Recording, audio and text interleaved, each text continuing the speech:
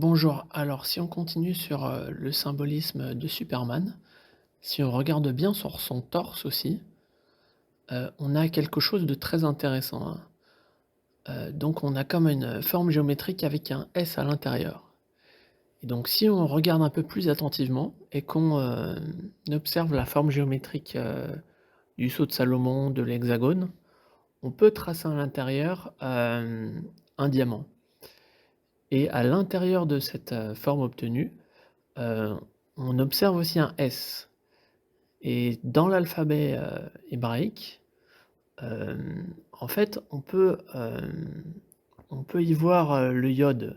En fait, c'est pas forcément un S, c'est une correspondance qui a été faite avec le yod et qui a été déformée en S.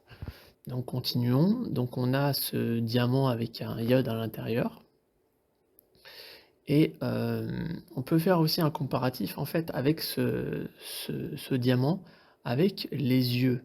Le corps cristallin qui est un optique qui laisse rentrer la lumière dans le temple et qui donne la vision. Et les yeux sont aussi, régulièrement associés aux fleurs. Les fleurs d'un arbre, hein, c'est comme, les yeux qui s'ouvrent de l'arbre, qui lui donnent une vision vers l'extérieur et qui s'ouvrent à la fécondité. D'ailleurs, la fleur aussi, dans les chakras, ça correspond aussi, au chakra Ajna, hein, qui est très clairement associé aussi à la spinal cord en anglais, hein. On peut penser aussi, au célèbre diamant bleu, hein, des bijoux de la couronne, qui est très mystique aussi comme bijou.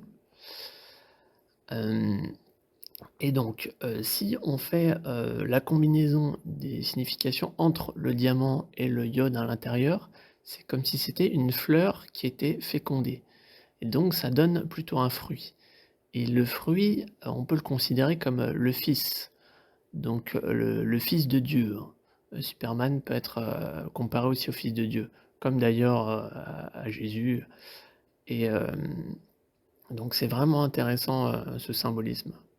On retrouve aussi, bah, la présence très forte, hein, dans l'univers de Superman, hein, du diamant. Voilà, je pense que j'ai fait le tour et puis, c'est déjà pas mal. À bientôt.